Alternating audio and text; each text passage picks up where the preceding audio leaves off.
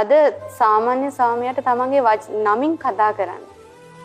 සාමාන්‍ය නම කියලා කතා කරන්න. නමුත් එදා එහෙම නෑ. එදා හිටපු ඒ බිරින්දෑවරු කවදාවත් නමින් කතා කරේ නෑ ස්වාමියාට. තමන්ගේ පියාට වගේ ගෞරවයෙන් කතා කළේ. ඒ තරම්ම එකිනෙකා කෙරෙහි ගෞරවාන්විත බවක් ඔවුන්ගේ ජීවිතවල තිබ්බා. ඒ වගේම තමයි අද මේ වර්තමානයේ ගත කරන ජීවිතවලට වඩා එදා ජීවිතේ හරි සරලයි. ජීවිතේ මුදල් පසුපස්ස යන්න තරඟකාරීත්වයක් තිබ්බේ නෑ.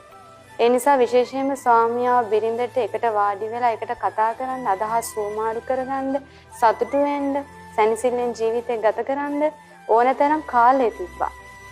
ඒ නිසා වුන් ගොඩාක් සතුටින්, සැහැල්ලුවෙන්, ප්‍රීතිමත් ජීවිතය ගත කළා. උන්ට තරගයක් තිබ්බේ නැහැ. කොහොම සරල ජීවිතයක් ගත කළේ.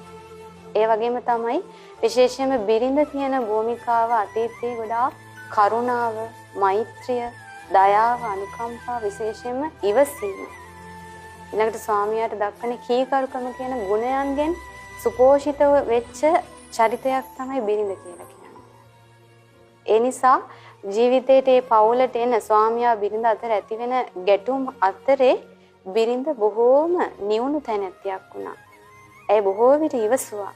ඇය හැම වෙලේම ස්වාමියාට කීකරුව යටහත් පහත්ව හිටියා. ස්වාමියාගේ අදහස් වලට ගරු කළා. ඒ නිසා බොහෝ විට ඔවුන් අතර අරගල ඇති වුණේ නැහැ. බහින්වස් වීම ඇති වුණේ නැහැ.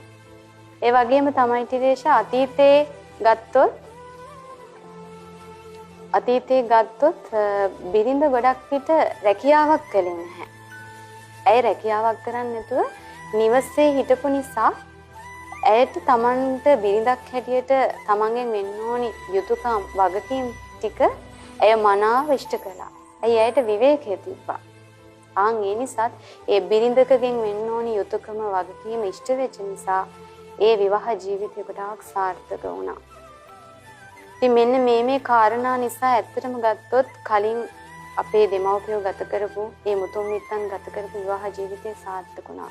තවත් අතීතයට අපි සිහි කරලා බැලුවොත් බුදුරජාණන් වහන්සේගේ කාලේ බුද්ධ කාලේ බොහෝ විට මගපලලාභී ශ්‍රාවකයෝ, ඒ කියන්නේ අපි හිතමුකෝ සෝවාන් වෙච්ච තරුණියක් සෝවාන් ඵලය සාක්ෂාත් කරපු තරුණයෙක් එක්ක විවාහ වෙනවා. එතකොට ඒ දෙන්නා සීලයෙන් සමානයි. ශ්‍රද්ධාවෙන් සමානයි. දන් දීමෙන් දෙන්නම සමානයි. නුවණ ප්‍රඥාව දෙදෙනාගේම සමානයි. ඒ නිසා මේ මගපලලාභී ශ්‍රාවකයන් අතර කොයිම ආකාරයකවත් ගැටුමක් ඇති වුණේ නැහැ. ඔවුන් මේ